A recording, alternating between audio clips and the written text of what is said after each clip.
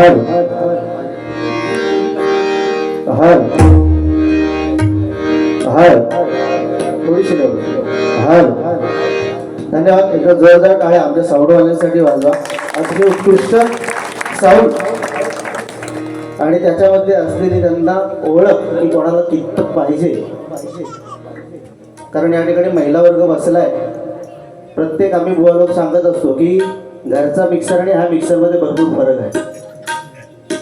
घरच्या मिक्सरला फक्त एकच बटन, खाट खूट खूट तीनदा फिरवलं की विषय संपला. पण ह्याला 1000 बटणं असतात. ठीक आहे. ज्या कामासाठी आम्हाला बोलवलंय ते भगवंताचं नामस्मरण आणि भजनाच्या माध्यमातून समाज प्रबोधन आणि काहीतरी चांगलं देण्याचा आम्ही दोन्ही बुवा प्रयत्न करणार आहोत. चला सुरुवात करूया.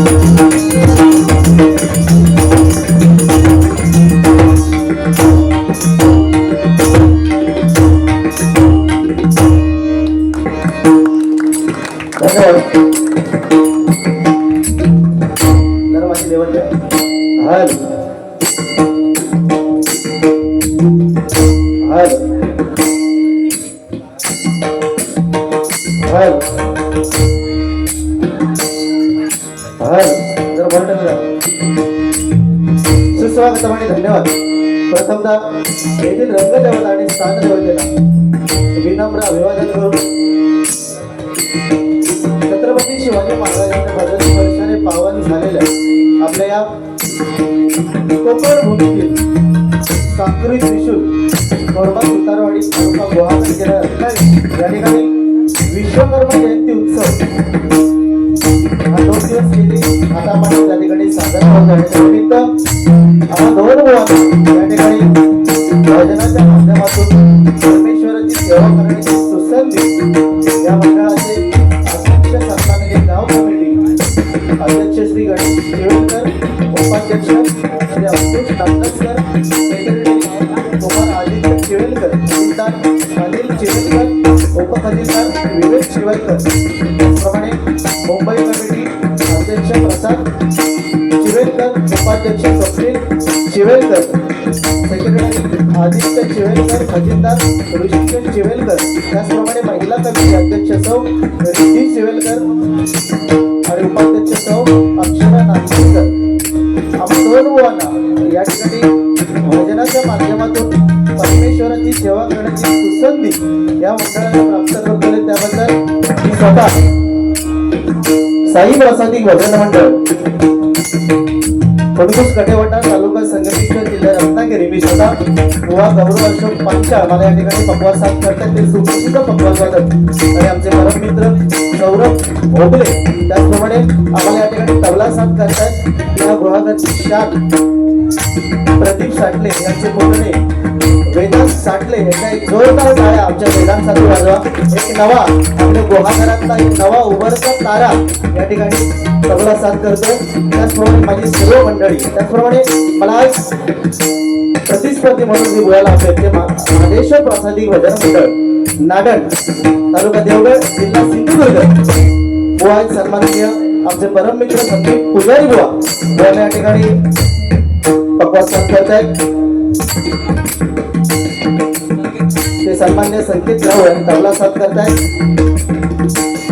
ते सन्मान्य कौस्तुभ धाडी आणि बुवांची सर्व मंडळी आम्हा दोन भावाने या ठिकाणी भजनाच्या माध्यमातून परमेश्वराची सेवा करण्याची सुसंधी या मंडळाने प्राप्त करून दिली. त्याबद्दल या मंडळातील सर्व पदाधिकारी ग्रामस्थ महिला मंडळ यांचा अत्यंत आभार आहे. त्याचप्रमाणे आम्हाला ज्यांनी फोनवरून कॉन्टॅक्ट केला ते आमचे मित्र सन्माननीय आमचे मार्गदर्शक सन्माननीय अंकुरजी नांदकर यांचे देखील आभार मानतो. त्याचप्रमाणे आता या ठिकाणी सुतारवाडी म्हटल्यानंतर भजन आणि बुवा असणार आहे. त्याच्यामध्ये आता सध्या दुबईला स्थित असणारे आमचे सन्मान्य भाऊसाहेब चिवलकर बुवा या वाडीचे त्यांचे आभार मानतो. त्याचप्रमाणे बुवा महेंद्र सावरटकर यांचे देखील आभार मानतो. त्याचप्रमाणे अप्रतिम असा साऊंड आम्हाला लाभला ते लीला साऊंड गणेश हडपे यांचे देखील आभार मानतो. ज्यांनी शून्यातून सृष्टी निर्माण केली म्हणजे प्रभू विश्वकर्मा यांच्या चरणाची नतमस्तक होतं. इथे जमलेले तमाम रसिक बायबा त्यांच्या आशीर्वाद पाठीशी घेतो. माझी ग्रामदेवता आई सध्याची यांनी नतमस्तक होतो. या गावाची ग्रामदेवता श्री एम झोलाई प्रसन्न इथे चरणाची नतमस्तक होतो. संपूर्ण जगताचा आराध्य दैवत गणपती देवाचं वंदन करते. विद्यार्थी देवता सरस्वती वंदन करून माझे गुरुवर्य कोकणातला संतोष शिरसे गुरुवा यांचा आशीर्वाद पाठीशी घेतोय. त्यांच्या मुलांचे गुरुवर्य सरस्वती जय सम्राट जयराम धडीकर बुवा यांच्या चरणाची नतमस्तक होतोय. भजन कसं करावं हे ज्यांनी आम्हाला शिकवलं ते कोकणातील संत असते. कोकण कलाभूषण चंद्रकांत कदम बुवा भजन वर्षी परशुराम पांचाळ बुवा संगीतज्ञ विलास पाटील बुवा जयराम धडीकर बुवा काशीराम परब बुवा चिंतामणी पांचाळ बुवा या सर्व मंडळांच्या चरणाची नतमस्तक होतोय.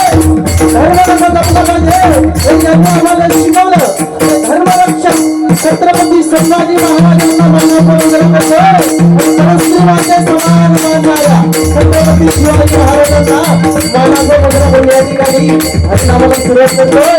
जय हिंद जय महाराष्ट्र जय हिंद जय महाराष्ट्र जय हिंद जय महाराष्ट्र.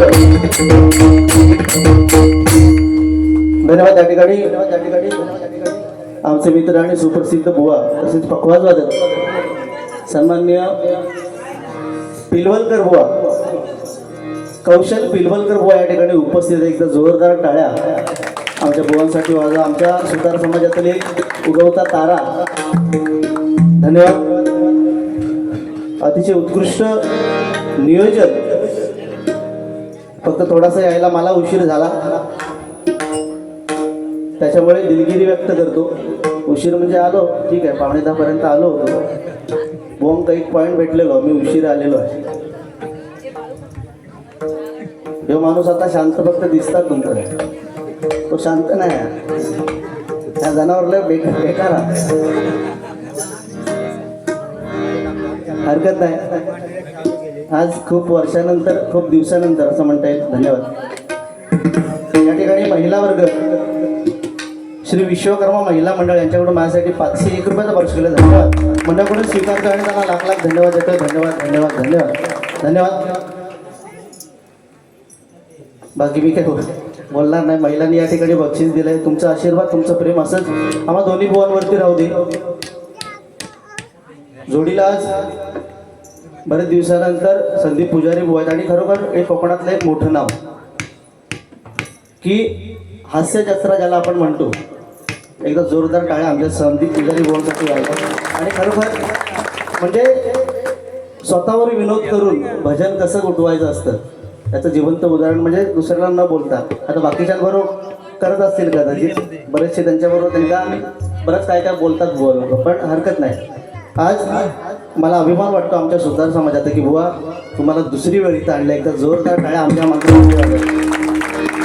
आणि आज छोट्या जोडीला सुतार ठेवले, त्याच्यामुळे जरा संभाल की. ओके,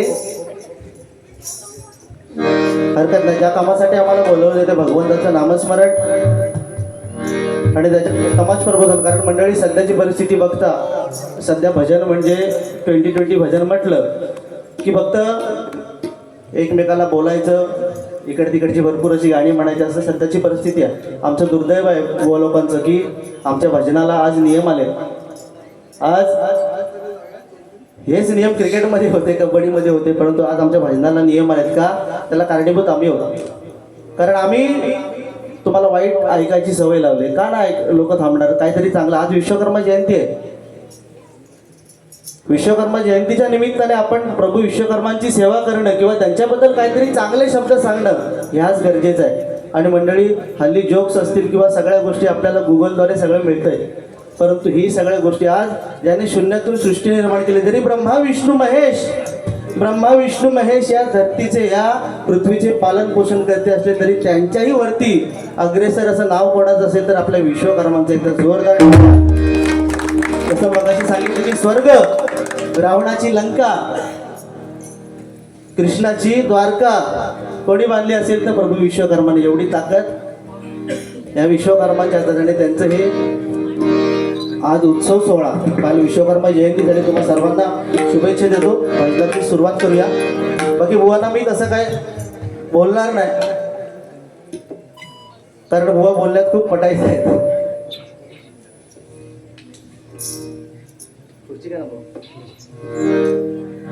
कारण बुवा तुम्हाला माहिती असेल, गेल्या वर्षी सुद्धा बुवा इथे होते. बुवाने बरंच काय काय तुम्हाला सांगितलं असेल,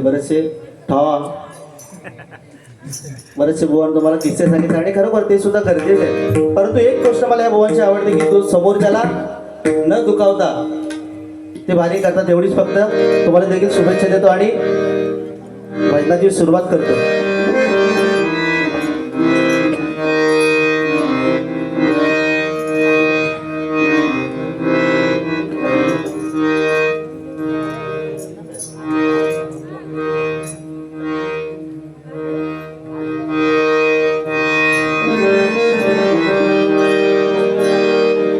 सुरुवातीलाच 500 रुपये बक्षीस लाडक्या बहिणींकडनं आलेलं आहे.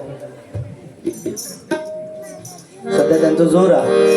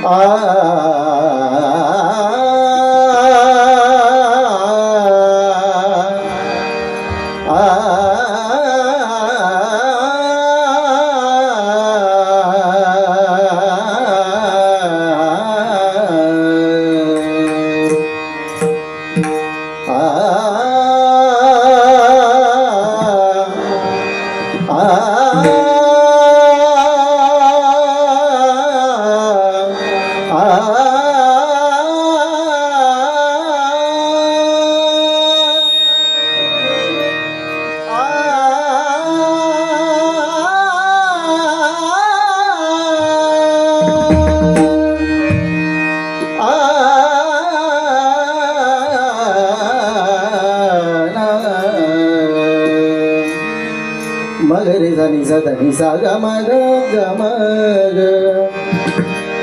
ग म ग ध म नि ध नि म ध ग म ध नि ध म ग ग म ध म ग म ग रे रे म ग रे गत जन्मीची खूण सापडे ओळखे मला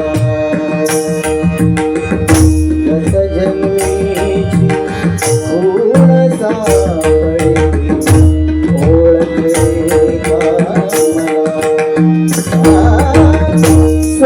स्वर्गंगेच्या काठावरती वचन दिले तू मला स्वर्गंगेच्या काठावरती वचन दिले तू मला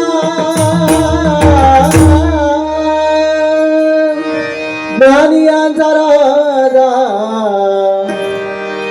ज्ञानियांचा राजा गुरु महाराज ज्ञानियांचा राजा गुरु महाराज मडती ज्ञानदेव मडती ज्ञानदेव तुम्हारी सर्वे ज्ञानियांचा राजा गुरु महाराज ज्ञानियांचा राजा गुरु महाराज ज्ञानियांचा राजा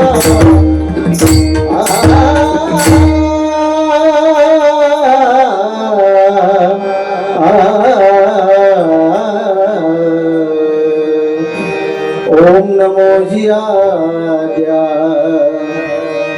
ओम नमो जियाद्या ओम नमो जियाद्या ओम नमो जियाद्या वेद प्रतिपाद्या वेद प्रतिपाद्या जय जय सौम्यद्या जय जय ससंवेद्या आत्मरूपा आत्मरूपा देवा तुझी गणेशू देवा तुझी गणेशु सकलार्थमती प्रकाशू सकलार्थमयी प्रकाशु म्हणे निवृत्ती दासू म्हणे निवृत्तीदासु अवधारी जोजी अवधारी जोशी अवधारी जोजी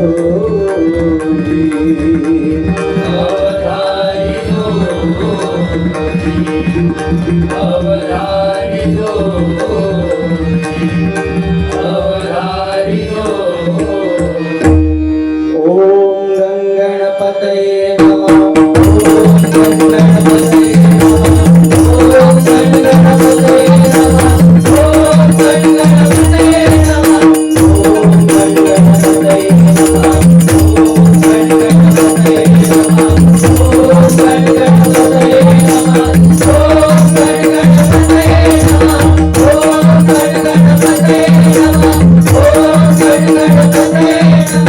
श्री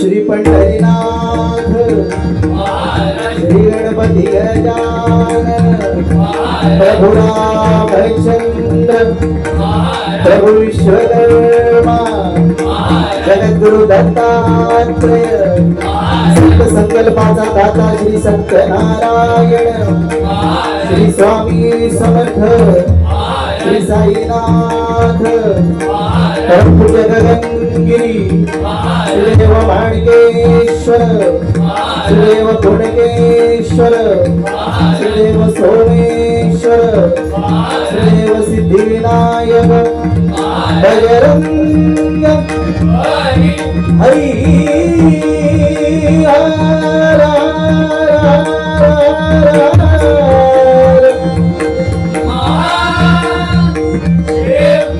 देवी तुमलाई माता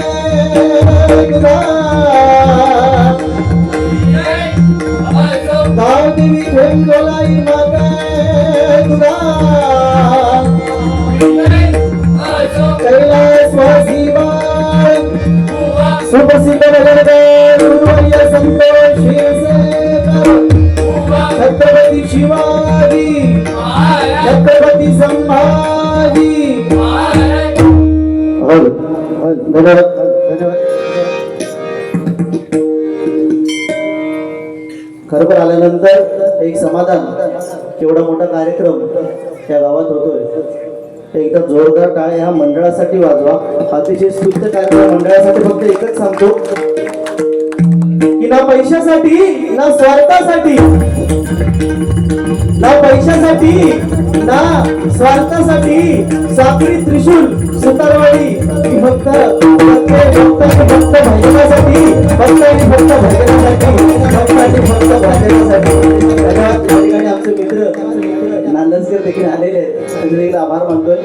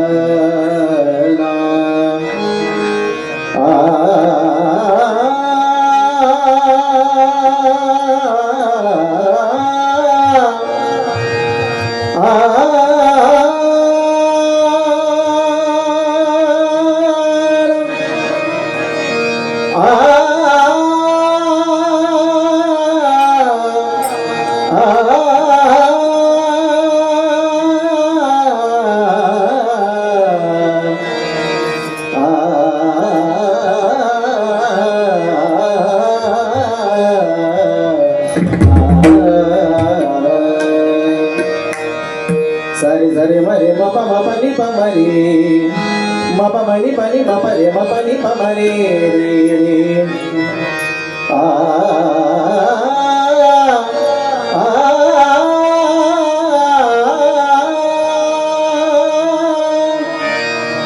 एका जनार्दनी गुरु परब्रह्मा एका जनार्दनी गुरु परब्रह्मा सयाते पैना सलामी सयाते पैना सलामी सयाते पैना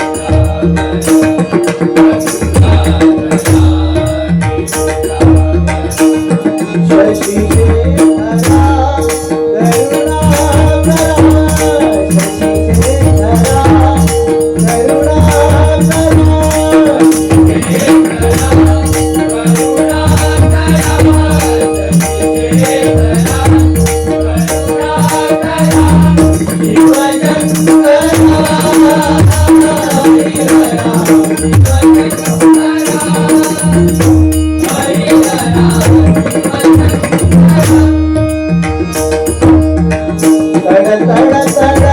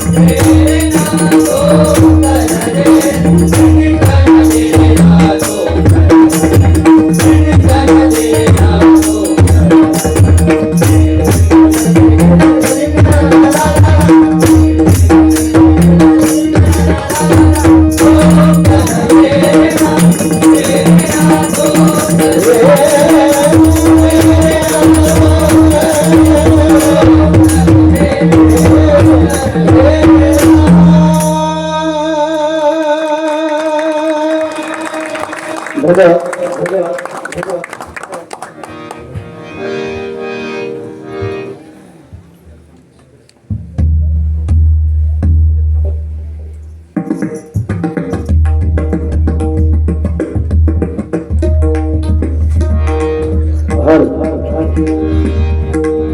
धन्यवाद. रूपाचा अभंग याच्यात भगवंताचं रूप पाहत आलोचनी सुख झाले हो साजरी गेली. 28 युग भगवंत त्या विटेवरती उभा आहे आणि तो कोणासाठी उभा आहे आणि त्या भगवंताला उभा करणारा कोण? आई वडिलांची सेवा करता करता अख्ख्या जगाचा मालक कोण? तर पांडुरंग. हा पुंडलिकाला भेटायला आला. अख्ख्या जगाचा मालक, ज्याला आपण देव मानतो, ज्याच्या मंदिरात आपण जातो, तो स्वतः पुंडलिकाला भेटायला आला. आणि तेव्हा पुंडलिक काय करत होता? आपल्या आई वडिलांची सेवा करत होता. आल्यानंतर त्या पुंडलिकाने काय केलं? त्या भगवंताला सांगितलं, मी ही वीट फेकतोय, त्या विटेवरती ती उभा राहा. म्हणजे त्या पुंडलिकाकडून आपल्याला ह्या कलियुगात काय शिकायचं आहे की देवापेक्षा जर श्रेष्ठ कोण असेल तर आपले आई वडील. आणि ह्या कलियुगात त्यांची सेवा करायचा. जोरदार टाळ्या आपल्या आई वडिलांसाठी वाजवा मंडळी. आपल्या आई वडिलांशिवाय दुसरं मोठं या जगात कोण नाही आहे. अनेक देव, मंदिरात गेल्यावरती तुम्हाला अनेक देवदेवता भेटतील, परंतु सकाळी उठल्यानंतर आपल्या आई वडिलांच्या चरणाला स्पर्श केल्यानंतर अनेक देवदेवतांचं दर्शन त्यांच्या चरणात होईल. सांगण्याचं तात्पर्य एवढं आहे की ती वीट म्हणजे नेमकं काय आपल्याला माहिती आहे. पुंडलिकाने फेकले आणि गेले 28 युग भगवंत त्या विटेवरती उभा आहे. ती वीट म्हणजे काय थोडक्यात सांगतो आणि रूपावलीला सुरुवात करतो. कारण सुरुवातीला तसं आता मी बुवांना बोलणार नाही, कारण ही नाट्यांची धरती.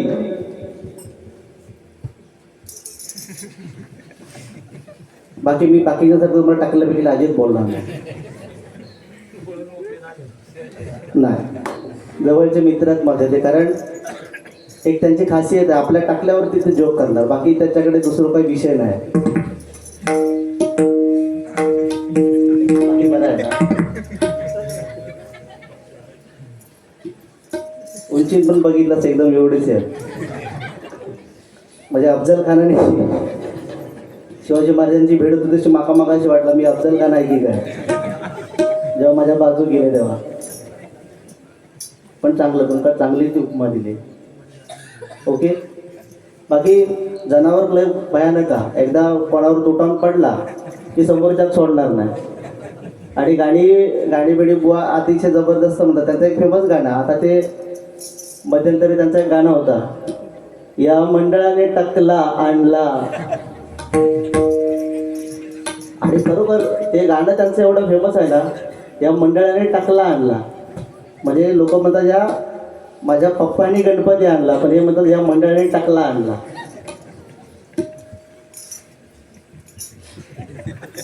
मिशी अगदी भारी हसतात नाही, असं वाटतं की आताच लग्नासाठी उभे राहिलेले आहे. दाढी बिडी करून फक्त वरता जरा छप्पर गेला म्हणून बाकी काय नाही. त्याचा कलर इकडं पुढं पण लावतात तर बरं झाला असता, तेवढाच आमका पण बरं वाटला असता. बाकी काय हरकत नाही. सांगण्याचं तात्पर्य की ती वीट जी भगवंताने फेकली, त्या पुंडलिकाने फेकली, ती वीट म्हणजे नेमकं काय तुम्हाला थोडक्यात सांगतो. कारण मंडळी हे सगळे चुटके होत जाणार. माझ्यापेक्षाही बुवा खूप भजन क्षेत्रात खूप मोठे आहेत, माझ्यापेक्षाही बुवा भजन क्षेत्रात खूप मोठे आहेत, त्यांना खूप दांडगा अनुभव आहे. आणि मी तर असं म्हणतो की समोरच्याला रिस्पेक्ट देऊन भजन करतो ना, तो खरा बुवा आहे. बुवा तुम्हाला काय वाटतं? नाही तर हल्लीची परिस्थिती बिकट आहे. हल्ली बुवा पेटीवर बसल्याबद्दल ह्यांना बोलत हे टाकले इकडे बघ असं बोलला असता, पण आज त्यांच्या भावकीतले लोक इथं भरपूर दिसत, म्हणून मी त्यांना काय बोलू शकत आता. होय, पण काय घाबरू नको तुम्ही, हे सगळे नॅचरल असतं हे सगळं. आता माझे पूर्ण पांढरे केस झाले, आता डांबार लावून दिलेले मी सकाळी, त्याच्यामुळे हे सगळे केस प्रत्येकाचा शेवटी विषय असतो, अनुवंशिकता असते. बरोबर ना? जास्त पोकू नका, औषध देऊ. बाकी ती वीट म्हणजे नेमकं काय? ज्यावेळी इंद्र आणि चंद्र, लक्षात घ्या मंडळी, इंद्र या ठिकाणी महिला वर्ग सुद्धा खूप जास्त आहे. एकदा जोरदार टाळ्या या महिला वर्गासाठी वाजवा. कारण आता सध्या भजनाला महिला वर्ग खूप कमी असतो, कारण थोडंसं आमचं बोलणं वाईट झालेलं आहे. कमरेखालचे जोक्स असतात, त्याच गोष्टीवरती सारखं बोलणं असतं. पण 100% आज आम्ही दोन्ही बुवा याची ग्वाही देतो की आम्ही तिथपर्यंत आज पोहोचणार नाही. बुवांकडे चांगले चांगले, मी बुवांका विनंती करते, गुमगुमवालो एकदा जोक सांगा बुवा, माझ्या लय आवडीचं. गुमगुम फॉचा नाही सांगितलं चालेल, पण गुमगुम मात्र सांगा. आणि जोक ऐकण्याची शैली म्हणजे संदीप पुजारी बुवा. सांगण्याचा वीट. ज्यावेळी इंद्र आणि चंद्र ह्या दोघांनी काय ठरवलं की आपण जायचं आणि अहिल्याला जाऊन भ्रष्ट करायचं. हे ठरवल्यानंतर हे लक्षात कोणाचं आलं? गौतम ऋषींच्या लक्षात आल्यानंतर गौतम ऋषींच्या लक्षात आलं की हे दोघं जण काय करतायत, इंद्र आणि चंद्र त्या अहिल्याला भ्रष्ट करतायत. आणि तेवढ्यात त्या गौतम ऋषींनी काय केलं, ह्या दोघांना पण शाप दिला. चंद्राला सांगितलं की तू काळा पडशील, आणि इंद्राला सांगितलं की तुझ्या संपूर्ण अंगावरती कोड उठतील आणि तू विद्रुप दिसशील. शापाप्रमाणे चंद्र काळा झाला आणि शापाप्रमाणे त्या इंद्राच्या अंगावरती कोड उठले आणि इंद्र विद्रुप दिसायला लागला. पण लक्षात घ्या मंडळी, इंद्र हा देवांचा राजा, तो जर असा विद्रुप दिसायला लागला तर त्याला राजा म्हणणार कोण? म्हणून त्यांनी सगळी देवस्थाने केली, पण त्याच्या अंगावरचे कोड तो विद्रुप दिसण्या काही निघून जात नव्हतं. शेवटी तो तपश्चर्याला बसला आणि शिवशंकरांना प्रसन्न करून घेतलं. शंकरांना शंकरांनी सांगितलं की माझ्याने हे जमणार नाही, पण मी तुला एक लोहदंड देतो, तो लोहदंड घे. लोखंडाचा एक पाईप, एक लोहदंड दिला, त्याच्या हातात सांगितलं हा लोखंडाचा दंड घे आणि हा पृथ्वी तलावरची सगळी तीर्थयात्रा कर. ज्या ठिकाणी हा लोखंडाचा दंड पाण्यात तरेल, त्या ठिकाणी बसून तू भगवंताची उपासना कर, तेव्हाच तुझ्या अंगावरचे कोड निघून जातील. आता मला सांगा, लोखंडाचा साधा एक नाणं जरी आपण पाण्यात टाकलं तरी ते बुडतं, एवढा दंड करणार कसा? सगळी तीर्थयात्रा केली पृथ्वीवरची इंद्राने, तरी काय होईना. शेवटी तो चालत चालत चालत चालत पंढरपुरात आला. आणि पंढरपुरात इथे जाणारी बरीच लोक असतील. पंढरपुरात एक लोहदंड असं ठिकाण आहे. त्या ठिकाणी आल्यानंतर त्याने तो लोखंडाचा दंड पाण्यात टाकला आणि तो तरला, तो वरती आला आणि त्या ठिकाणी बसून त्याने भगवंताची उपासना केली. साक्षात पांडुरंग त्याला प्रसन्न झाले. साक्षात पांडुरंग प्रसन्न झाले. डोकीवरती हात ठेवल्यानंतर त्याच्या संपूर्ण अंगावरचे कोड निघून गेले आणि इंद्रदेव जसा होता तसा परत दिसायला लागला. परंतु इंद्र एवढ्यावरच थांबला नाही. त्याने काय केलं? तो म्हणतोय भगवंता, मला एवढंच नकोय, मला माझी अशी काहीतरी ओळख कर की आयुष्यभर माझं नाव तुझ्याबरोबर लागेल. तेव्हा त्या पांडुरंगाने काय केलं? जो लोखंडाचा दंड होता त्याची वीड बनवली. वीड बनवली आणि गेली 28 युग भगवंत ज्या विटेवरती उभा आहे ती इंद्राच्या त्या लोहदंडापासून बनलेली वीट, म्हणून तिला नाव देखील काय आहे? इंद्रवीट. या विटेवरती भगवंत पांडुरंग उभा आहे, तिचं नाव काय आहे? इंद्रवीट.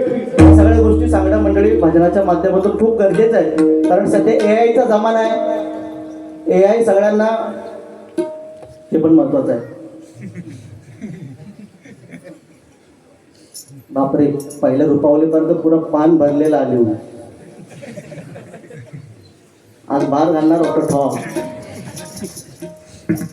या ठिकाणी विश्वकर्मा मंडळाच्या वतीने माझ्यासाठी हे 500 रुपयाचं पाठवलेलं धन्यवाद स्वीकारतो आणि त्यांना लाख लाख धन्यवाद देतो. धन्यवाद. सांगण्याचं तात्पर्य एवढंच आहे की भगवंताचं भजन, पूजन, कीर्तन, नामस्मरण हे उत्तम समाज प्रबोधन करण्याचं एक साधन आहे. आता मग अशी महिला वर्गाने देखील आम्हाला 500 रुपयाचं बक्षीस दिलं. आज महिला वर्गासाठी बघा ना, एक चांगले दिवस आहेत.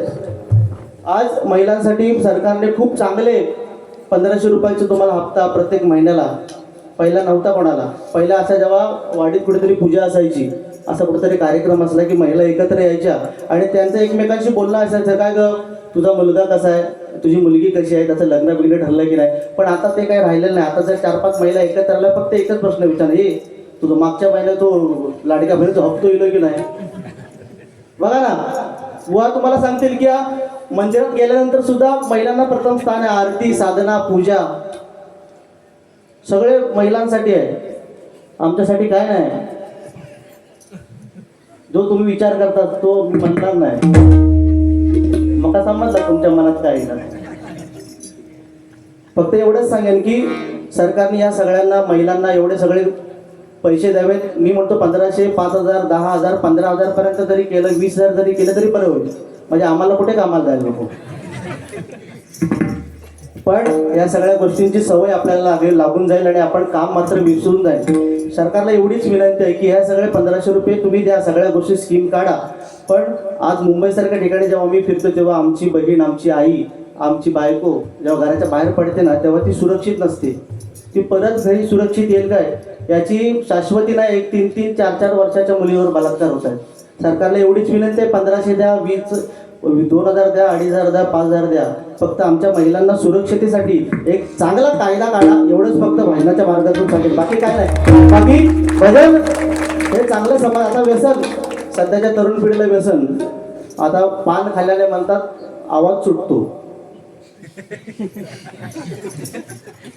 जिवंत उदाहरण. आता शेवटपर्यंत काय पान सोडणार नाही, पण ती प्रत्येकाची खासियत असते. कोणाक पान आवडतं, कोणाक अजून काय काय आवडतं, असे बरेच कलाकार आहेत आपल्याकडे. आवाज सुटण्यासाठी अजून भरपूर औषध असतं. त्याच्यामुळे आता हे व्यसन, त्या दिवशीची गोष्ट तुम्हाला सांगतो, इतकी वाईट परिस्थिती आहे. आता नोकरीनिमित्त मी मुंबईला असतो आणि बुवा आमच्या नांदेडला असतात. बुवांचा स्वतःचा व्यवसाय आहे आणि नोकरीला मुंबईला असल्या कारणाने अंधेरीला इकडे ऑफिस आहे माझं समोर एक ऑफिस आणि इथे एक ऑफिस, समोर ऑफिस आहे. आणि त्या दिवशी तुम्हाला सांगतो एवढी वाईट गोष्ट घडली. माझ्या समोरच्या ऑफिसमध्ये शॉर्ट सर्किट झालं, आग लागली आणि सगळे जळून मेले. विचार करा, मुंबईसारख्या ठिकाणी सगळे जळून मेले, फक्त एकच माणूस वाचला. एक माणूस वाचला, कापत घरात आला, डोक्याला हात लावून बसला. आता आपला नवरा कामावरून कापत आलाय, एवढा घाबरलेला दिसतो. हे बघितल्यानंतर बायको आली, पाण्याचा तांब्या हातात घेतला, त्याच्या हातात दिला. आधी पाणी प्यायलं त्याने. पाणी प्यायल्यानंतर त्या बायकोने त्याला विचारलं, हो एवढं झालं तरी काय, एवढे घाबरल्यासारखे का दिसतं, एवढे कापताय कशाला? तेव्हा तो नवरा काय सांगतोय, अगं माझ्या ऑफिसमध्ये शॉर्ट सर्किट झालं, आग लागली, सगळे जळून मेले, फक्त मी एकटाच वाचलो. तेव्हा ती बायको सांगते, अगं अहो माझं नशीब चांगलं म्हणून तुम्ही वाचलात. फक्त एका प्रश्नाचं उत्तर द्या की तुम्ही वाचलात तरी कसे? तेव्हा तो नवरा काय सांगतो, अगं बाकी काय नाही, तंबाखू खाल्ला होता ना, तो बाहेर थुकायला गेलो ना, म्हणून मी आगीपासून वाचलो. पण एवढ्यावर तो माणूस शांत झाला. तो म्हणतो, अगं या आगीमध्ये जेवढे जळून मेले तेवढ्या सगळ्यांना सरकारने 50-50 लाख रुपये जाहीर केलं. एवढं म्हटल्याबरोबर त्याच्या कपाळावर हात मारला. म्हणून तुम्हाला सांगत होतं की हे वाईट व्यसन सोडून द्या, तर म्हणता 50 लाख रुपये आज माझ्या घरात आले असते. म्हणजे सांगण्याचे तात्पर्य काय आहे की सध्या पैशाला किंमत आहे, माणसात किंमत नाही. परंतु मी मात्र एक चांगल्या ह्याच्याने सांगू शकते की माझ्या कोकणातला शेतकरी आणि माझ्या कोकणातली एक बायको, म्हणजे एका नवऱ्याची बायको आपल्या नवऱ्याला कधीच पैशापेक्षा जास्त वरचढ ठरवू देणार नाही. का जोरदार टाळ्या आमच्या कोकणातील वर्गासाठी, कारण आज तुम्ही म्हणून हे सगळ्या गोष्टी आहेत. बाकी दुसरं काय नाही. आज हे भजन, पूजन, कीर्तन, नामस्मरण कोणामुळे चालू आहे? छत्रपती शिवाजी महाराज. एकदा जोरदार टाळ्या आपल्या महाराजांसाठी, कारण छत्रपती संभाजी महाराज आपल्याला कधी समजले? छावा चित्रपट आल्यानंतर 300 रुपयाचं तिकीट घेतलं, बघितलं आणि आपण रडायला लागलो. परंतु त्याच्यापूर्वी आपल्याला माहितीच नाही संभाजी महाराज कोण आहेत. त्यांनी आपल्यासाठी दिलेलं बलिदान केवढं मोठं आहे. अक्षरशः अंगावरची कातडी सोलली, जास्त डोळ्यात डोळे घालून बघायचे म्हणून डोळ्यामध्ये सळ्या घातल्या, जास्त बोलायचे म्हणून जीभ कापली, हाताची नखं ओढून घेतली बोटाची, तरी तो माणूस सुटला नाही. कोणासाठी? फक्त आपल्या हिंदू धर्मासाठी. ज्यावेळी छत्रपती शिवाजी महाराजांनी शाहिस्तेखानाची बोटं कापली, शाहिस्तेखानाची बोटं कापल्यानंतर तो शाहिस्तेखान रक्तबंबाळ हात घेऊन इकडे तिकडे साईरामाला पळतोय, सगळीकडे काळोख पसरलाय. तो पळता त्याची बहीण समोर आली, थांबली आणि त्या शाहिस्तेखानाला सांगते, हुजूर दगा हो गया, ये शिवा मेरी बेटी को उठा ले गया, त्याची बोटं उडवली होती. तो शाहिस्तेखान थांबला, तिच्या समोर शांत झाला आणि तिला सांगतोय, अगं तो छत्रपती शिवाजी महाराज आहे, तो मराठ्यांचा राजा आहे. तो एखाद्याची मान उडवू शकतो, एखाद्याची बोट छाटू शकतो, पण कोणाच्या आया बहिणीवर कधीच हात टाकणार नाही. असा माझा छत्रपती शिवाजी महाराज, असा माझा छत्रपती शिवाजी महाराज. छत्रपती शिवाजी महाराज की, छत्रपती संभाजी महाराज की. बस भाजनाच्या मार्फत प्रत्येक बुवानी आमच्या राजाची आठवण करून दिली तर नक्की. बाकी सध्या काय आहे, तू मला अंगुराचा मी लाकडी घुसावतो, ह्याच्यावरती सध्या भजनाक लय जोरा. किंवा रडू नको बाळा, मी पाण्याला जातो. आता त्या बाळाचा बाळ रडते घरी, त्याचोनी भजनात काय संबंध, असं विषय. त्याच्यामुळे पण हे सध्याच्या पिढीला नवीन नवीन द्यावं लागतं. हे बुवा सगळे नक्की देणार 100%. होय ना बुवा? रडू नको म्हटलं रडतास की. त्या ठिकाणी रूपाचा अभंग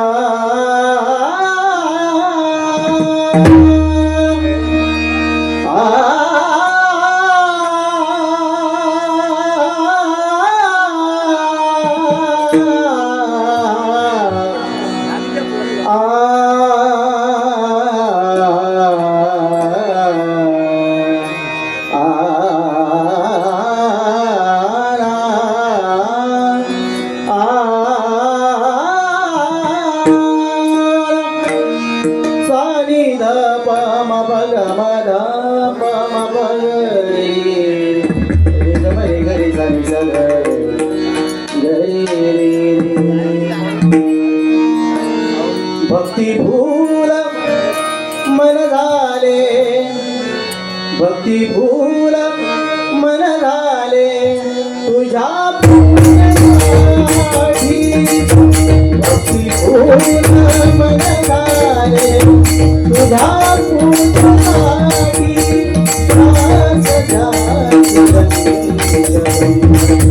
रचना करोगी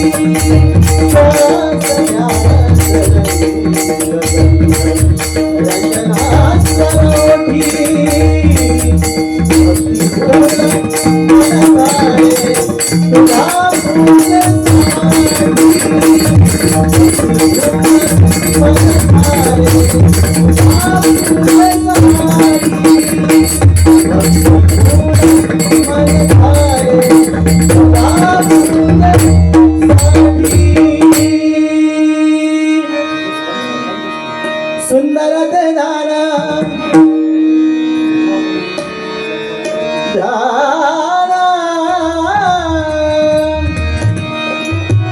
सुंदर ते ध्यान उभे विटेवरी. सुंदर ते ध्यान उभे विटेवरी. सुंदर ते ध्यान उभे विटेवरी. सुंदर ते ध्यान उभे विटेवरी.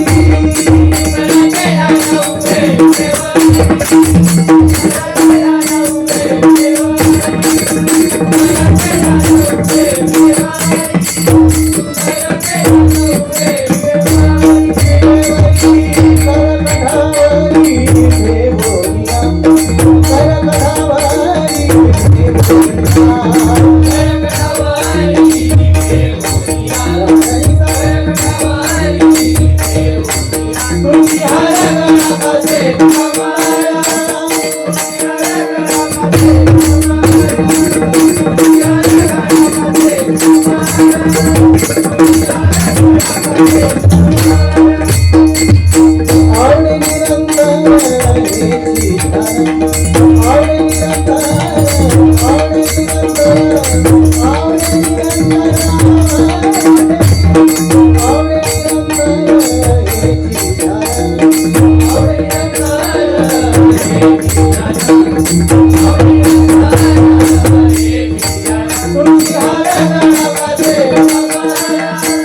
तुमची